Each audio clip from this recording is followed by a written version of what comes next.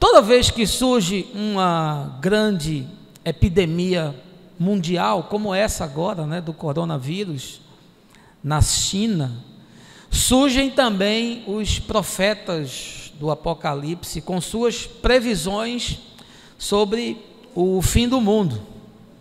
Mas a visão religiosa quase sempre trabalha a escatologia, que é a doutrina sobre o destino final do homem, na perspectiva da punição, do castigo, ou seja, um Deus raivoso, irado com sua criação, disposto a destruir tudo para punir o homem. São poucos os pensadores e teólogos que trabalham em uma outra linha, bem dizer, aquela que implica o homem como protagonista no destino que dará a sua própria história. Maldita é a terra por tua causa, diz o verso 17 de Gênesis, capítulo 3. O fim de todas as coisas é sim um ato de justiça de Deus, mas não como agente operante, posto que o juízo sobre a maldade humana vem por intermédio da ação do homem contra o homem e do homem contra a criação. Deus, na verdade, os tem entregado aos seus próprios caprichos e devaneios, e é a partir disso que vem a sentença irremediável. Eu estou convicto de que a humanidade vive o seu momento último, o seu epílogo se aproxima, e vejo isso não apenas do ponto de vista dos sinais proféticos descritos por Jesus no capítulo 24 do Evangelho de Mateus e em outros textos proféticos das Escrituras, mas também pelo conjunto de eventos observáveis que sempre estiveram presentes no ocaso de outras civilizações. A minha tese é que há um certo grupo de fenômenos que precedem a destruição de mundos, por assim dizer. Na verdade, os eventos que destruíram a primeira civilização serão os mesmos que vão destruir a última. E esses mesmos eventos também estavam presentes em cada um desses mundos que um dia desapareceram da face da terra. A civilização, meus amigos, você que me escuta, vai acabar. Sobretudo porque esse é um fenômeno que nós encontramos repetidamente na história humana. Na verdade, ele vem apenas se adensando cada vez mais, de tal forma que é possível projetar o que vai acontecer. Falar do fim do mundo não é algo novo na história. Místicos, bruxos e profetas já fizeram previsões a esse respeito, muitos deles inclusive estabelecendo datas para o cataclismo final. Na Escritura nós não encontramos respaldo para fixar qualquer que seja a data para o Apocalipse, mas nela nós encontramos evidências consistentes dos sinais que antecederão o fim dos tempos, e qualquer um, numa leitura mais atenta e lúcida, pode discerni-los. Eu não sei quando o mundo irá acabar, mas eu sei como irá acabar. E chego a essa conclusão apenas olhando o que já aconteceu antes de nós. Impérios que ruíram, culturas que desapareceram, povos que foram subjugados. A saga do homem debaixo do sol é pura mesmice, conforme escreve o sábio do Eclesiastes. De fato, não há nada de novo. O que sucedeu antes sucederá novamente, é o eterno retorno do estoicismo grego. A minha fala pode parecer, à primeira vista, assim, fatalista. Mas não é, em absoluto. Eu não tenho qualquer paixão por esse mundo. Eu não tenho qualquer ilusão quanto à sua redenção. O mundo jaz no maligno, é o que diz o apóstolo João. O príncipe desse mundo já está julgado, conforme o Evangelho. Os reinos da terra serão entregues ao Cordeiro Eterno, conforme o Apocalipse. Segundo Paulo aos Filipenses, diante dele, todo joelho se dobrará e toda língua confessará que Jesus Cristo é o Senhor. Então eu não tenho outra coisa a dizer que não: Maranata, vem, Senhor Jesus. O que me cabe enquanto aqui estiver é viver a minha vida com sobriedade, com justiça, com bondade e com gratidão, com solidariedade e amor, servindo o meu semelhante e temendo a Deus sobre todas as coisas, porque esse é o princípio da sabedoria. O Senhor está às portas. Portanto, quem puder discernir, que discirna, e quem tem ouvidos, ouça o que o Espírito diz à igreja. Essa manhã eu queria tratar desse tema denso, profundo, instigante, que quase ninguém fala, mas a gente vai refletir. Só que eu não quero fazer isso antes de lhe convidar a um momento de oração. Baixa aí a sua cabeça, feche os seus olhos.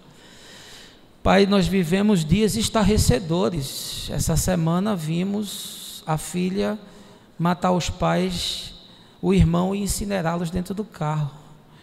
Nós vivemos num mundo que nos causa perplexidade a todo momento. Nós vemos crianças sofrendo de síndrome do pânico.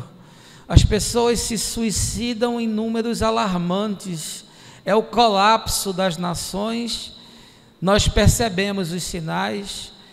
Nós olhamos para a Escritura e discernimos o que a Tua Palavra nos ensina, e portanto urge que profetas se levantem nesse tempo, não para pregoar o caos, mas para alertar o Teu povo daquilo que está sucedendo e daquilo que vai suceder. Portanto, essa manhã, que o Teu Espírito alargue o nosso entendimento e a nossa percepção, para que, compreendida a Escritura, possamos materializar o que nela aprendemos como atos de fé e verdade no chão de cada dia. É o que eu te peço, no nome de Jesus. Amém. Fizemos a leitura do livro de Gênesis, que, segundo a tradição, foi escrito por Moisés, mas eu em absoluto creio que tenha sido. É o primeiro livro das Escrituras Sagradas, mas não foi o primeiro a ser escrito. Nós sabemos que o primeiro texto a ser escrito foi a história de Jó.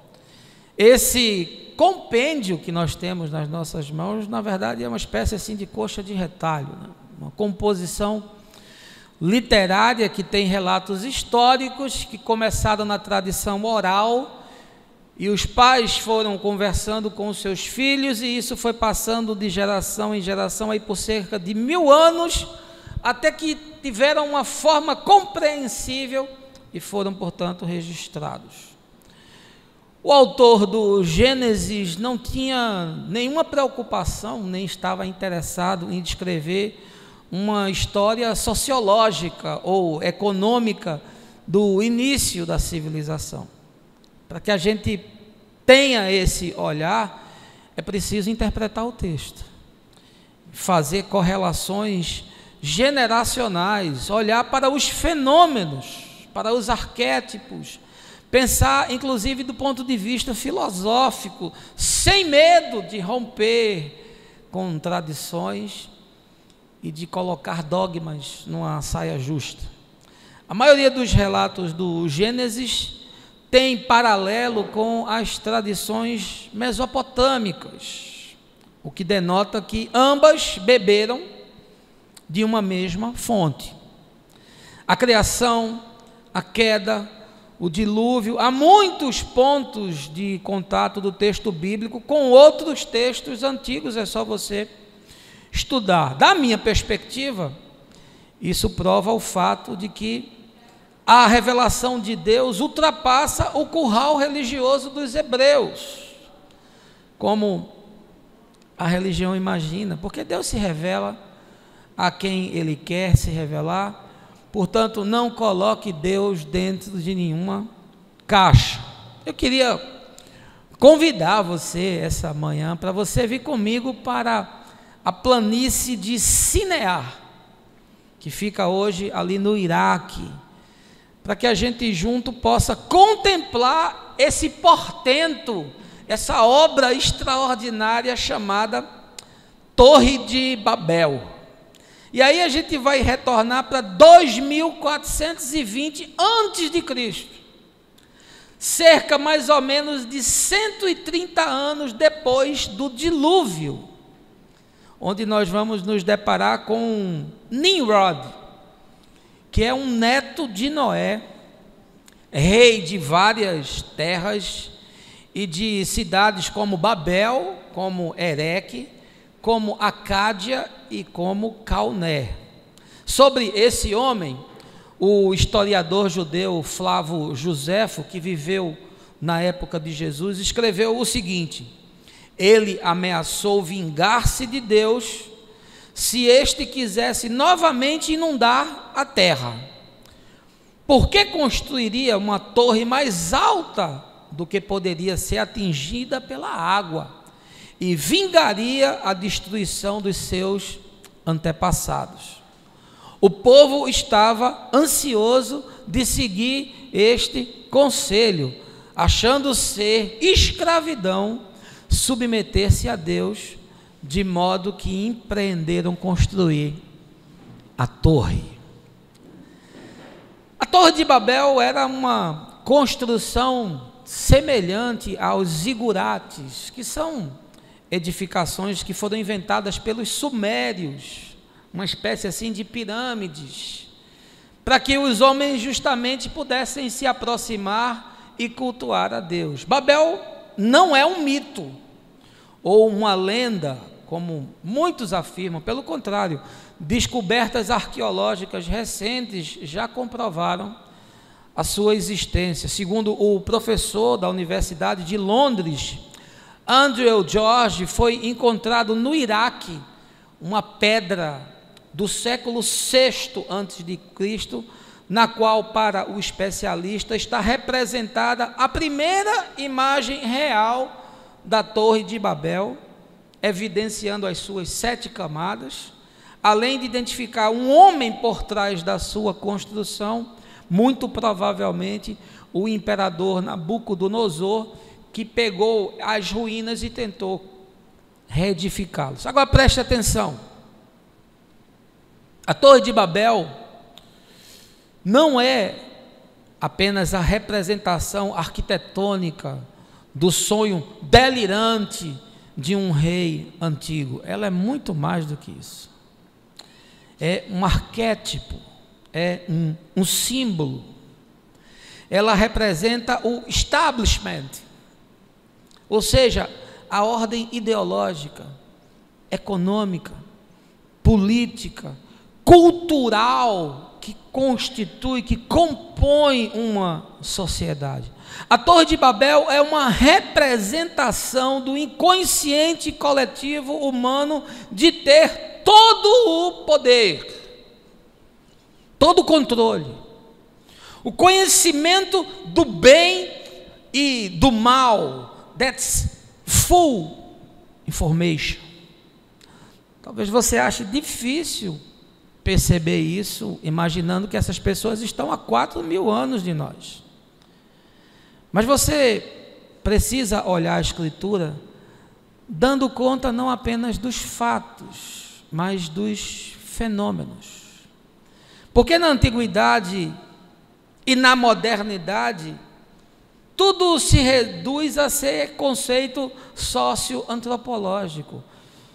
Mas a pulsão humana de se igualar a Deus não é um fenômeno de natureza observável, é um fenômeno de natureza psíquico-espiritual. Na verdade, a Torre de Babel nos revela à primeira vista, um empreendimento pagão de homens que queriam se notabilizar, se manter firmes e unidos para formar em torno de si um poderoso centro político, econômico, religioso e cultural de amplitude universal, tendo na torre a sua expressão simbólica visível e imensurável. Mas para mim, a Torre de Babel se projeta para muito além disso. Ela é a representação do que sucede em toda a história das civilizações. A necessidade do homem de ter poder, controle, sobrepujança, domínio. Babel não é apenas uma construção de tijolos, ela é uma construção de ideias. A elaboração imaterial dos desejos e ambições humanas gravados na memória celular dos indivíduos. Ela é um edifício feito de sentimentos, um holograma composto de energias psíquicas, e isso tem se perpetuado desde Adão até os nossos dias, e irá fazer parte do homem e de todos os homens até o último dia. Babel é o apogeu do povo governado por Nimrod, mas também é o ponto de mutação, para usar um conceito do físico Fritjof Capra, daquele mundo. Ela é a linha divisória entre o apagão de uma era e o surgimento de outra, entre o fim de uma civilização e o nascimento de outra. Fenômenos. Jesus disse que nós precisaríamos discernir os fenômenos. Em Mateus 24, no seu conhecido sermão profético, ele enumera uma série de eventos que vão anteceder o caos último da humanidade e afirma ao final do verso 33, igualmente, quando virdes todas estas coisas, sabei que o fim está próximo. Nos dias de Nimrod, Babel era a representação arquetípica da volúpia humana e do pecado. Mas e nos nossos dias? Quem é ou o que é que representa Babel? Babel nunca foi uma torre. Isso é para os simplistas, isso é para os ortodoxos fundamentalistas, isso é para os letristas, para os exumadores de código. Babel é a representação de uma potestade.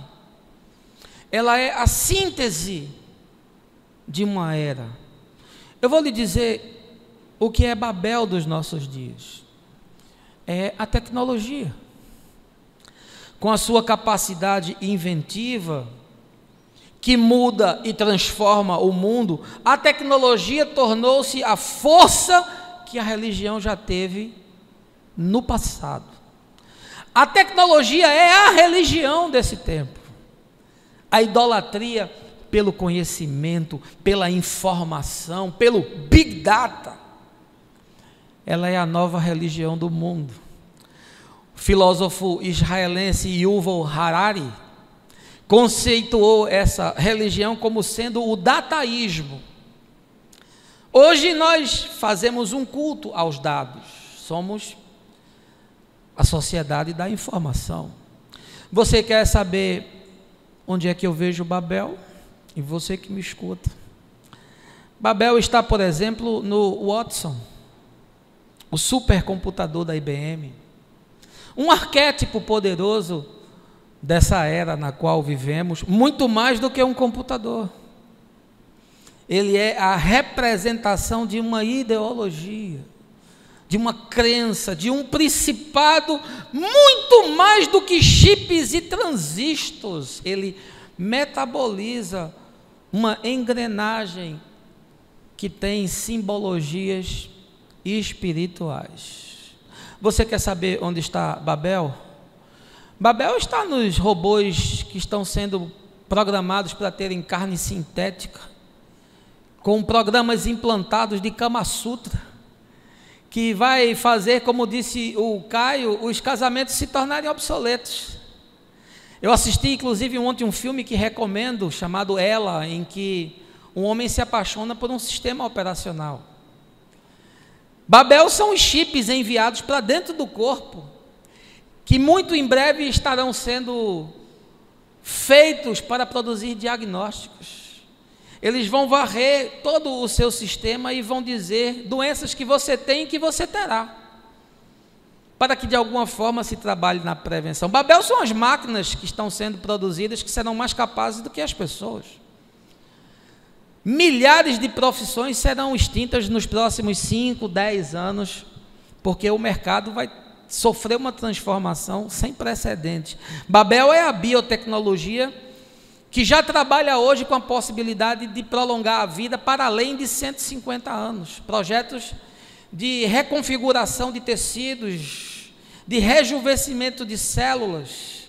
Babel são ambientes hipercontrolados por sensores e câmeras, objetos que vão interagir com ecossistemas.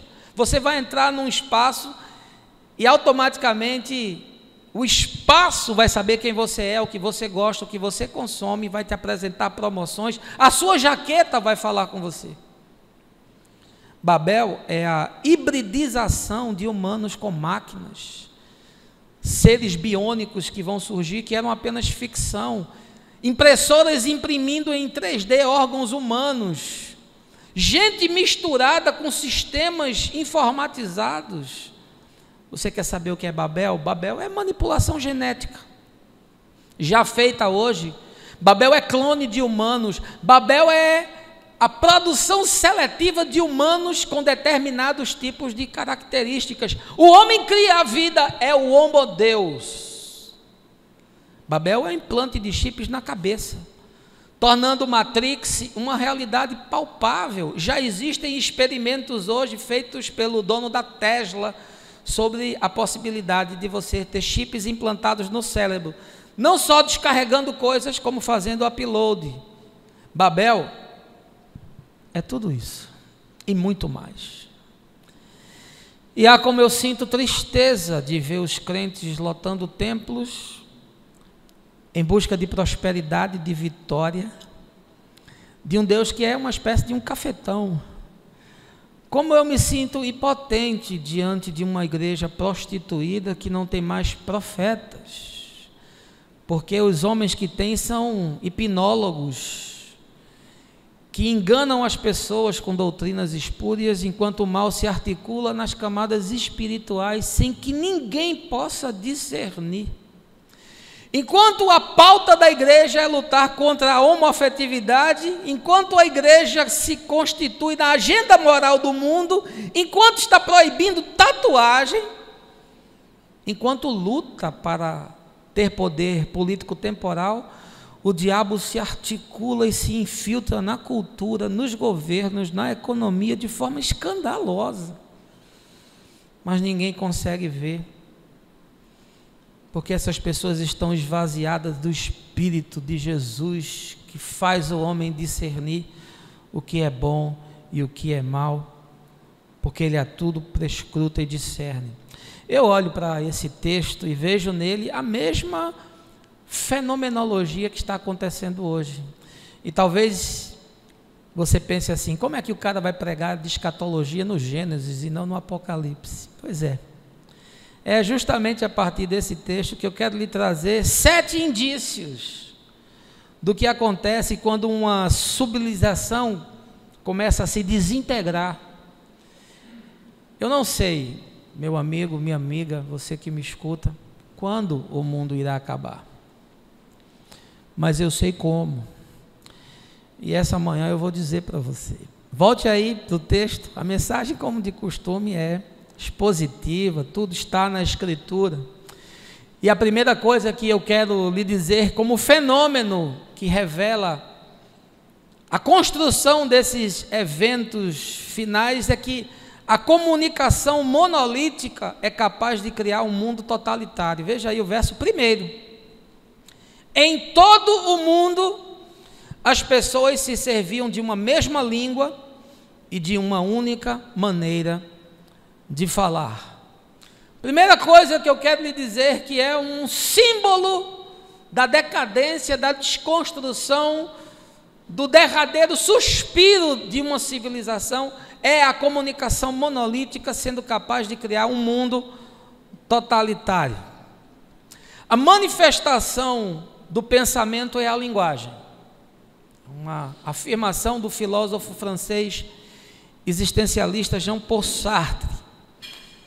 Aquilo que nós expressamos como linguagem é resultado daquilo que nós pensamos. A Escritura já disse isso de uma outra forma. A boca fala do que o coração está cheio. Então, quando você tem uma unidade na linguagem, você tem um pensamento uniforme. Você tem um mundo flat. Você tem algo concêntrico. Você tem uma mesma visão. Você tem um mesmo conceito. Você tem uma mesma ideologia. E o texto diz que nessa civilização, como em tantas outras, e como na nossa própria, as pessoas estavam conectadas, elas tinham algo em comum, porque elas tinham os mesmos objetivos. Elas queriam as mesmas coisas. Elas estavam motivadas a realizar os mesmos empreendimentos. Elas estavam desafiadas pelos mesmos propósitos. Elas eram movidas pelas mesmas ambições. Estavam possuídas dos mesmos sentimentos. Quando um pensamento se torna supremacista, não há espaço para a divergência. O que torna o mundo viável é a pluralidade. O que torna as sociedades viáveis é a pluralidade. É justamente a tese funcionar junto com a antítese, para que a síntese se desdobre num bem humano. Mas quando você tem uma ideia supremacista, pode ter certeza que isso está se projetando como uma espiral que vai produzir destruição. Os sistemas totalitários, todos eles, foram os mais destrutivos do mundo. Os sistemas imperialistas, todos eles. O marxismo como ideologia política. O nazismo como ideologia político-econômica. O fascismo como ideologia política e econômica. A religião como ideologia política e econômica supremacista. Tudo isso produz, a seu tempo, destruição. E sabe o que é que a tecnologia se tornou nos nossos dias? Uma ideologia supremacista. Por quê? Porque ela é uma unanimidade. Você foi convencido de que você não pode viver sem tecnologia. Você foi convencido de que a tecnologia é capaz de resolver todas as coisas. Você está imbuído de obter, empreender e desenvolver o máximo de tecnologia que seja possível. Ela é superior a tudo e tem resposta para tudo. E por conta disso é totalitária, porque ela tem um elevado poder de controle, tanto na vida pública quanto na vida privada. Ela entrou em todos os espaços. Ela está em todas as profissões. Ela está em todas as habitações humanas. Ela está na dinâmica do existir de todos os indivíduos. Se tornou algo do ponto de vista do existir dos nossos dias, uma projeção monolítica como uma comunicação capaz de criar um mundo que está se tornando cada vez mais totalitário. Isso estava em Babel, isso estava em outras civilizações e está na nossa. Tem o mesmo DNA.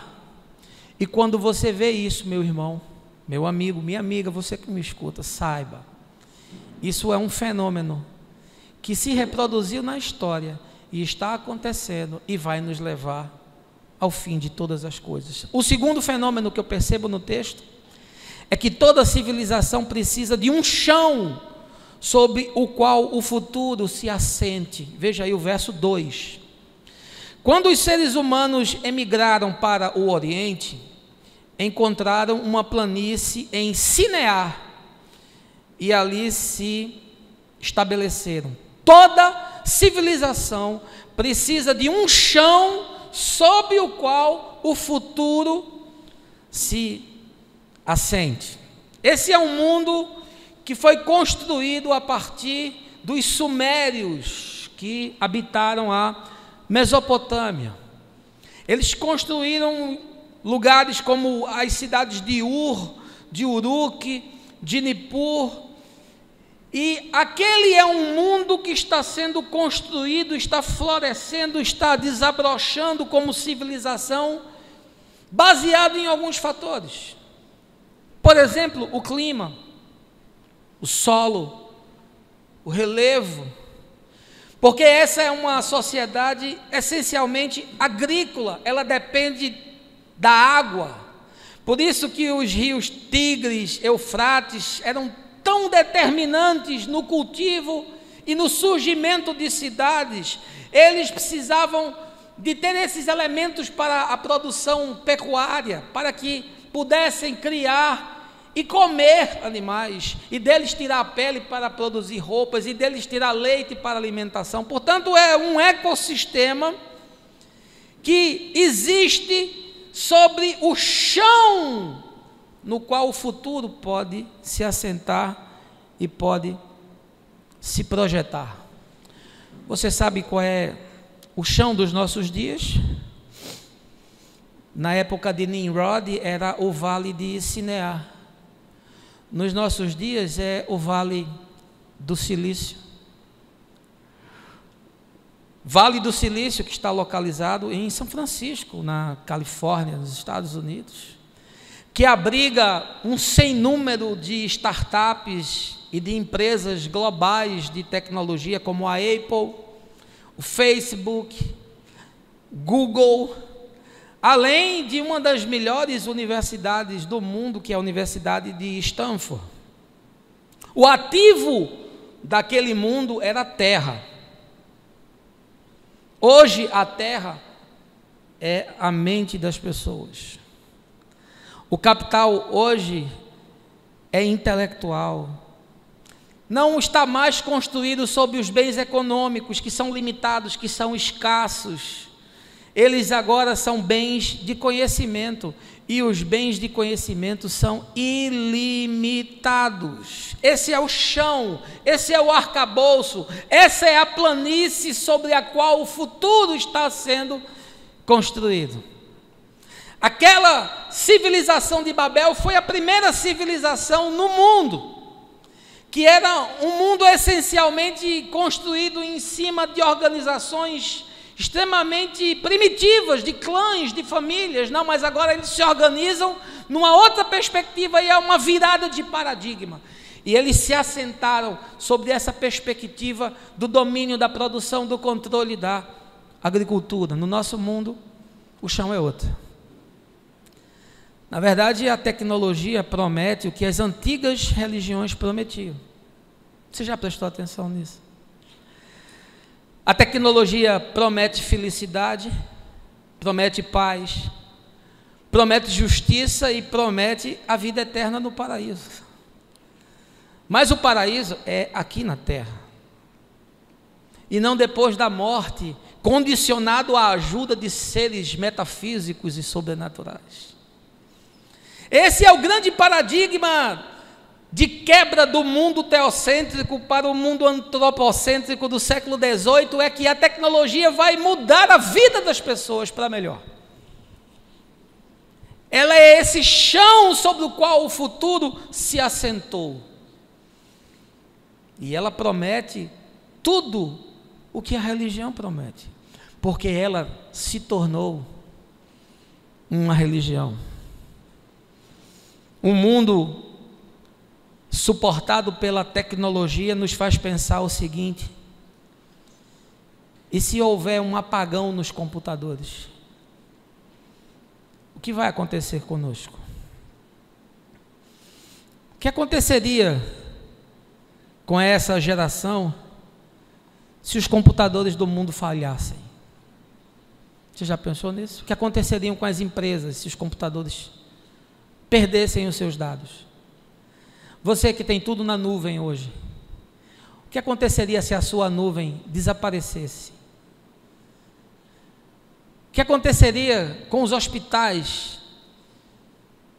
O que aconteceria com os sistemas informatizados dos governos, com os sistemas de gestão das empresas de produção industrial? Até o sinal de trânsito pararia de funcionar, porque eles são programados a partir de sistemas.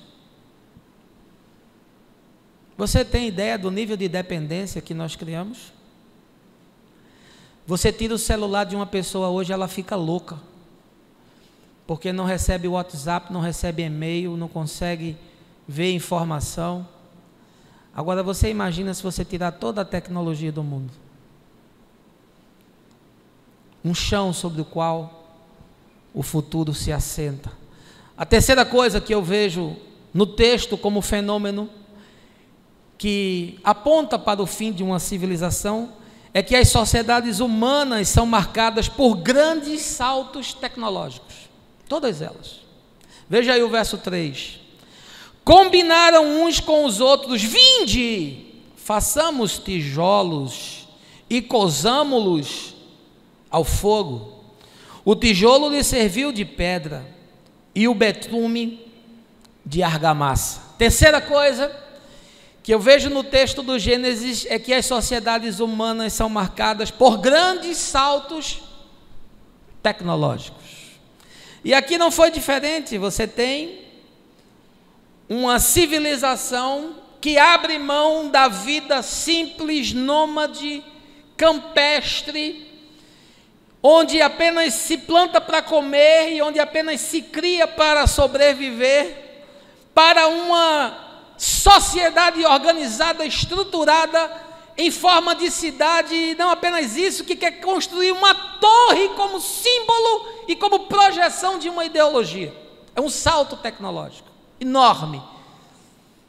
Quando a gente lê não se dá conta, mas precisamos comparar o que eles estavam projetando e executando com o que eles tinham antes.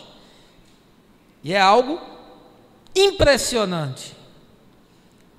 A Escritura fala que Caim foi esse homem que deu início à inventividade humana, porque Caim desenvolveu instrumentos capazes de manipular a terra, de trabalhar com a terra, de tirar da natureza a sua produção. Portanto, todo o empreendimento humano, de alguma forma, é filho de Caim. É filho desse desejo de manipular, de trabalhar, de dominar, de explorar, de controlar. Carrega em si esse DNA. E o curioso é que Deus não aceitou a oferta de Caim, porque era a oferta do esforço, não era a oferta do coração. A oferta de Abel é trazer o cordeiro, e ali você já tem prefigurado o sacrifício eterno que é feito antes da criação do mundo. Ali já está prefigurado que o que Deus deseja é o melhor da vida, é a oferta de si mesmo. A matéria-prima trabalhada e transformada para construir o progresso é um evento significativo que marca esses saltos tecnológicos. E aquele Foi um salto extraordinário, porque a vida teve uma mudança de paradigma. As pessoas foram rapidamente tendo que deixar um tipo de mundo para se adaptar a um outro tipo de mundo, viver nas cidades. Você tem uma ideia, desde a pré-história, e aí eu vou contar só 10.000 antes de Cristo, na idade da pedra. Depois a idade dos metais, aí você já está em 5.000 antes de Cristo, com a era do cobre, do bronze, do ferro, chegando às civilizações antigas. Então você tem Atlantes, você tem o Império Rama da Índia, você tem as civilizações osiriana do Mediterrâneo, você tem a civilização Uigur, você tem aquelas que cresceram no deserto de Gobi, você tem as de Tiahuanaco, você tem os maias, você tem a China antiga, você tem a Etiópia e Israel, você tem o reino solar de Arói, que cresceu ali no Pacífico. Todas essas civilizações, se você estudar, elas têm uma característica comum: elas surgiram de um salto tecnológico. E isso foi tão irruptivo que a sociedade que os antecedia desapareceu, sumiu, sucumbiu. Porque uma civilização domina a anterior, sempre através desses processos de inovação. Um mundo desaparece, o outro mundo surge. Eu vou dar um exemplo assim mais próximo para você entender. Há 10.000 anos, a maioria dos seres humanos eram caçadores, eram coletores de frutas. E apenas alguns poucos, lá no Oriente Médio, eram agricultores, como esses que eu falei. Em 1850, mais de 90% da humanidade vivia como camponeses, em pequenas aldeias ao longo dos rios Ganges, do Nilo, do Yangtze, ou seja, 1850, século XIX. Ninguém sabia absolutamente nada de motores a vapor, de trens ou de telégrafos. Mas o destino dessas aldeias e desses camponeses já estava selado, porque estava acontecendo algo em Manchester e em Brighton, através de um punhado de engenheiros, políticos e financistas, que foram os visionários que lideraram a grande revolução industrial. Um salto tecnológico. E um tipo de vida acabou e um novo tipo de vida surgiu. A humanidade está aqui há pouco mais de 100.000 anos. Tem 10.000 anos de agricultura e pouco mais de 2.000 anos de história escrita e de civilizações organizadas. Até os anos de 1800, os impactos da humanidade sobre o planeta eram quase insignificantes. Após essa revolução industrial, com o advento da tecnologia, nesses últimos 200 anos, e para ser assim mais objetivo, nos últimos 60 anos, a humanidade mostrou de fato o que ela é capaz de fazer para extinguir o planeta. A população durante o século XX saltou de 1,5 bilhão, que era do ano 1900, para 2,50 bilhões em 1950, ali no fim da Segunda Guerra Mundial, e para 6,7 bilhões quando viramos o milênio para 2000, e em 2011 a população humana já tinha ultrapassado os 7 bilhões de pessoas, e a estimativa é que até 2050 sejam 9 bilhões. E eu vou lhe dizer, o planeta não aguenta. Não aguenta. É um salto tecnológico que não suporta. Chegamos no limite, meu amigo. Esse foi o último salto. Essas coisas que eu falei há pouco, algumas das quais já existem e outras que virão num futuro muito próximo, porque já estão nos laboratórios, são o último salto. Quarta coisa que o texto nos ensina, como fenomenologia do fim de uma sociedade, é a espiral de avanços disruptivos, culminando no apocalipse da espécie. Veja aí o verso 4. e decidiram mais: vinde, construamos uma cidade e uma torre, cujo ápice penetre nos céus. Dessa forma nosso nome será honrado por todos, e jamais seremos dispersos pela face da terra. A espiral de avanços disruptivos culmina no apocalipse da espécie. Eles queriam algo que ninguém havia tentado. Eles queriam fazer uma coisa que ninguém havia pensado. Eles queriam chegar até o céu. A ideia de Nimrod era: nunca mais Deus vai nos pegar com um dilúvio, nós vamos construir uma torre e vamos entrar na sua morada. Era uma ideia disruptiva, ou seja, era uma coisa que quebrava todos os padrões, era uma coisa fora de qualquer tipo de planejamento, de controle, de imaginação.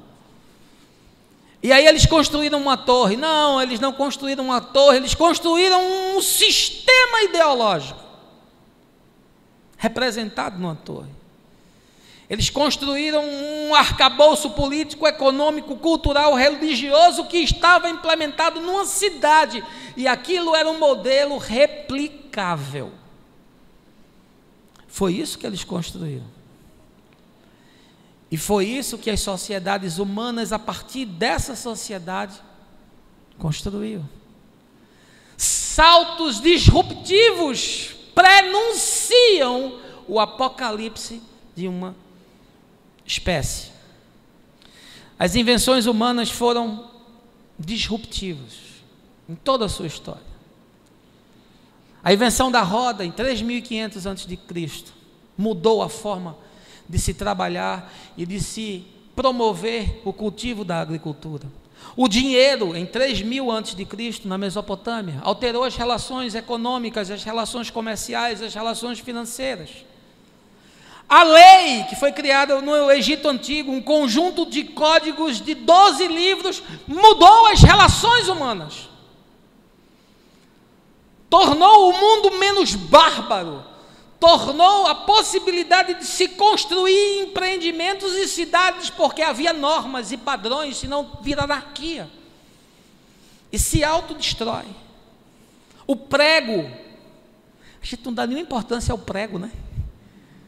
2.500 a.C., mas foi ele que permitiu que os metais fossem utilizados como ferramentas, o ferro, o bronze, o cobre. Invenções disruptivas. O compasso mudou a história da navegação.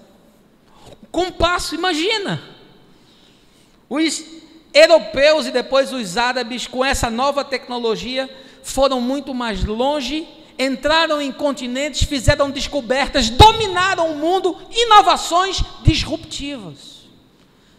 Os antigos imaginavam que a Terra era plana, quadrada, e você chegava no fim e caía num abismo, porque ela estava suportada em cima de 4 elefantes. Um compasso mudou essa história. A prensa móvel, ali no século XV, né? 15 para 16, com Gutenberg, mudou o mundo do ponto de vista cultural e intelectual, porque os livros foram produzidos em série. Um homem rico tinha 10 livros na sua casa, o pobre era ignorante. Um dos motores da reforma protestante é a imprensa, porque a Bíblia pôde ser traduzida e produzida em milhares e milhares de exemplares para as pessoas lerem. O motor é outra revolução disruptiva, o motor industrial, primeiro movido a carvão, depois movido a vapor, e agora os motores elétricos, inovações disruptivas. A luz de um homem que estava cansado de viver sob a iluminação de velas, Thomas Edison.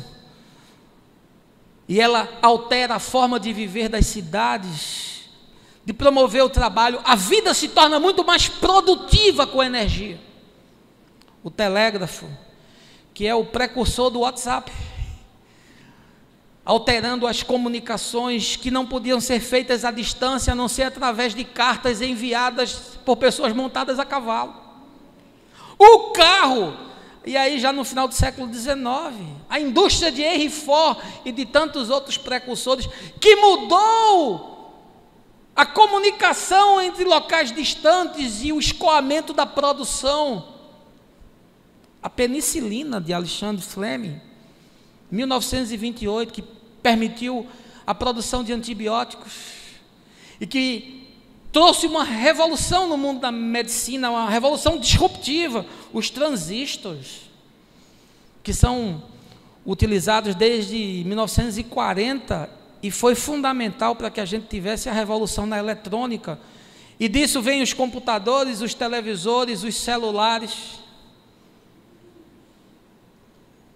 E agora, na década de 80, a internet, primeiro como uma rede acadêmica, depois na década de 90, uma rede aberta ao mundo, mudou a forma de se fazer negócio, de se buscar informação. Eu vivi esse advento como um homem de tecnologia, mas o último salto disruptivo é a inteligência artificial. Esse será o final. Esse será o último salto, porque ela é autossustentável, ela aprende sozinha. Você imagine o conhecimento do Google, de toda a literatura, de todas as línguas, de toda a ciência, de toda a história humana, aprendendo sem parar, através de máquinas superpoderosas e implantadas na consciência de indivíduos robóticos ou mistos de homens e máquinas. Um salto disruptivo. Ninguém se engane, porque nada no mundo poderá se assemelhar a Deus. A inteligência artificial é a tentativa do homem virar Deus. Quinto lugar, eu vejo como um fenômeno o fato de que com o devido tempo o homem será capaz de criar qualquer coisa. Veja aí o verso 6. Então declarou o Senhor: eis que a humanidade se constitui em um só povo e falam todos a mesma língua. E essa construção é apenas o início de suas iniciativas. Em breve, nada poderá impedi-los de realizar o que quiserem. Com o devido tempo, o homem será capaz de criar qualquer coisa. E sabe por quê? Porque dentro dele tem uma centelha de Deus. Você tem uma centelha de Deus em você. E o curioso é que quando você começa a ler o livro de Gênesis, você vê que Deus, logo de cara, Ele estabelece um limite na vida humana. Ele diz: não é bom que o homem viva para sempre. O texto do Gênesis diz: então disse o Senhor, não contenderá o meu espírito para sempre com o homem, porque ele também é carne, porém os seus dias serão 120 anos. Independente da numerologia empregada, o que eu me atenho é ao conceito: a vida humana tem fim, porque o salário do pecado é a morte. Tem termo, tem início, tem meio, tem fim, não passa disso. Mas agora, os propósitos de Deus parecem estar sendo subjugados pelos propósitos do homem, porque o homem é capaz de criar vida. Mas os planos do homem sempre são maus. Você olha a história e você vê que sempre é o desejo de subjugar, é sempre o desejo de destruir o ecossistema, é sempre o desejo de impor a sua própria cultura, é sempre o desejo de espoliar, de explorar. É uma ambição desmedida, é uma ganância, é uma inveja fora de controle. E o pior é que com o devido tempo o homem será capaz, sim, de criar qualquer coisa. E isso é um fenômeno que aponta para o fim de uma era. Olha, eles estão achando que podem construir uma torre que vai entrar no céu. Eles estão achando que são capazes de fazer qualquer coisa. E mesmo com todo o avanço, com toda a ciência e com toda a tecnologia, preste atenção, a vida não melhorou. Pelo contrário, ela piorou consideravelmente. Nós estamos mais pobres. Há mais gente passando fome. nós estamos mais desumanizados, nós estamos mais desensibilizados, a tragédia humana já não nos afeta, nós estamos cada vez mais desiguais, nós somos um dos países mais desiguais do mundo, o Brasil cristão. E aí o surto é tão intenso que a alma não aguenta, meu amigo, ela implode. E por isso tanto surto psicótico, e por isso tanto antidepressivo, e por isso tanta síndrome, e por isso tanto pânico, e por isso tanta depressão, e por isso tanto suicídio, e por isso Jesus disse, no final os homens vão desmaiar de pavor. E você está vendo aí criança com pânico, você está vendo gente surtando, você está vendo gente se suicidando. Sabe por quê? Porque essa ambição humana não para. Porque com o devido tempo ele imagina que ele é capaz de criar qualquer coisa. E quanto mais cria, pior fica.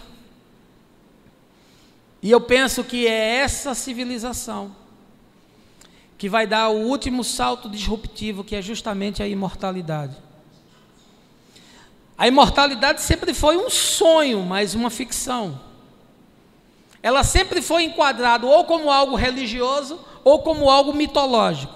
Mas com a biotecnologia, já é possível se pensar em vida eterna, e os cientistas dizem que talvez isso aconteça em 200 anos. Há otimistas que falam em 50 anos. E é aí onde Deus bota o dedo na história e diz, para, esse trem vai descarrilhar, porque o homem não pode ter mais poder do que aquele que o criou. Ele imagina que pode fazer e pode criar qualquer coisa, como os homens de Babel imaginavam, e o mesmo DNA está presente em cada um de nós. O último salto é serem imortais, é transplantarem a sua mente para um supercomputador e depois fazer um upload num outro corpo. Você já viu isso em filme? Mas a realidade está trabalhando para isso. Mas não chegará a isso, porque vai haver uma intervenção externa. Em penúltimo lugar, o texto nos ensina que o caos se estabelece quando há um conflito de propósitos e interesses. Veja aí o verso 7.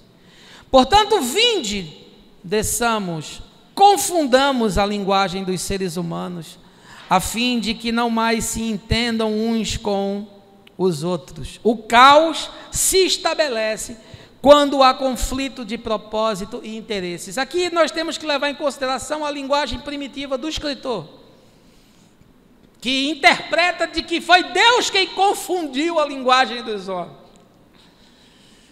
Mas nós sabemos que não precisa disso, porque o homem por si mesmo se confunde, se enrosca, se emaranha, se destrói e destrói o seu igual. Deus se entrega ao homem a toda sorte de sentimento, de ambição. Deus se retira, e é justamente esse o juízo. O juízo é Deus retirar a misericórdia. Por isso que Jeremias diz que a causa de nós não sermos consumidos é que a cada dia tem uma porção de misericórdia para você, porque senão você era consumido por você mesmo.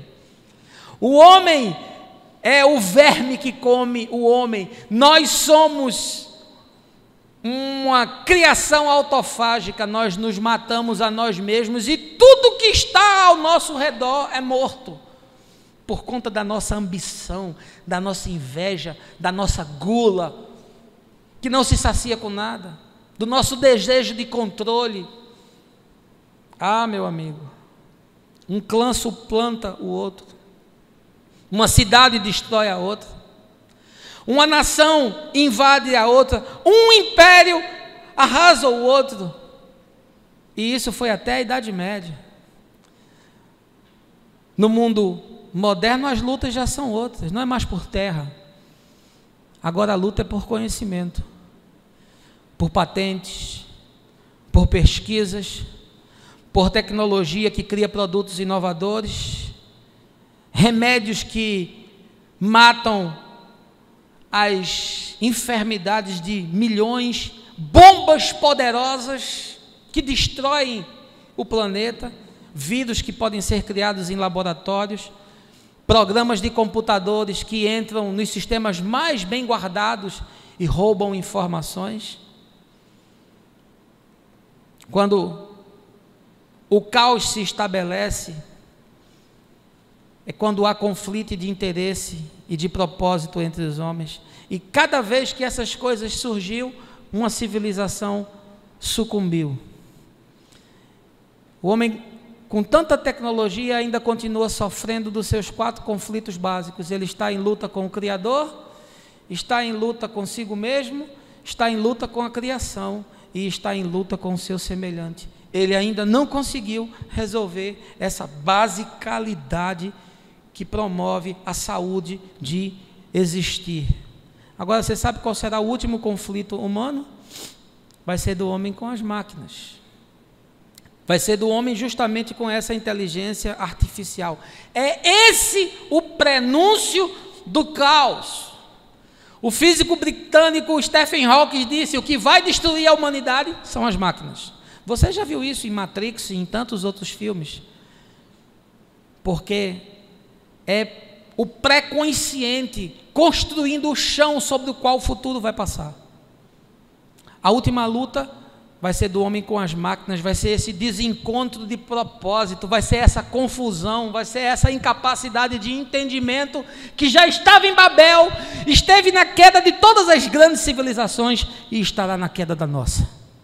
E quando você vê isso, saiba, esse é um sinal fortíssimo do fim. E em último lugar, a fenomenologia do texto do Gênesis me ensina que a busca insana por romper limites é o motor que gera a desintegração social. Veja aí o verso 9. Por isso ficou conhecida como Babel, porquanto ali o Senhor confundiu a língua de todo o mundo, e assim desde a Babilônia o Senhor dispersou a humanidade sobre a face da terra. A busca insana por romper limites é o motor que gera a desintegração social. Aquela sociedade dispersou, ou seja, ela se desintegrou. E por que aconteceu isso? Porque ela quis romper todos os limites. A torre era só um símbolo do que se projetava dentro no coração. Era só uma representação imagética de algo muito mais profundo, que aponta para a ambição humana de querer se tornar e ser igual a Deus, e romper todos os limites e ter todo o poder. Quando você vê isso, essa busca por passar por cima de tudo, do insuplantável, saiba que esse é o motor que vai levar à destruição final. O que nos trouxe até aqui foi a quebra de limites. O que nos trouxe até aqui como civilização foi quebrar limites. Nós fomos quebrando na história, um limite atrás do outro.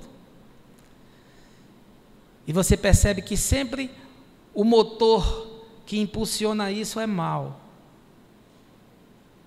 Supostamente é um avanço, mas no fundo é ambição, é ira, é ódio, é desejo de controle, de posse, de subjugação, de espoliação. Isso está sempre presente. E a tecnologia não tem limites.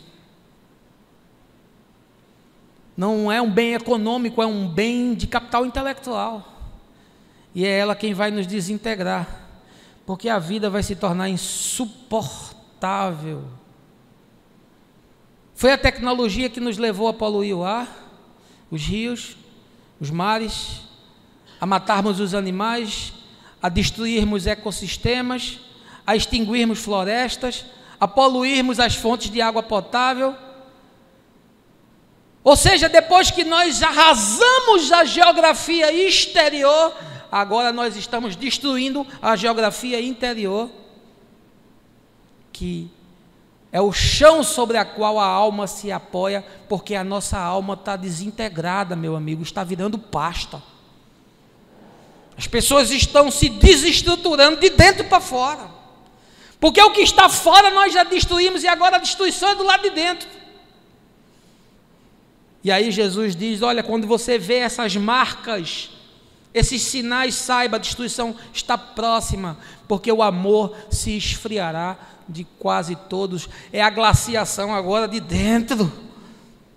São os homens desafeiçoados que Paulo fala na sua carta para Timóteo. E deixa eu lhe dizer uma coisa, a vida cessa quando o amor cessa. Porque Deus é amor e tudo que Deus criou foi criado pelo amor, e sem o amor nada subsiste. Ou seja, o mundo acaba quando o amor morre. E aí Jesus disse, esse mundo vai acabar, porque vai haver uma desafeição tal, que os sentimentos vão se embotar em definitivo.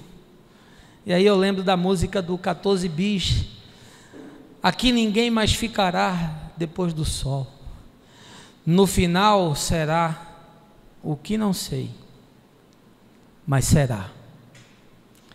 De fato eu não sei quando, mas eu sei como.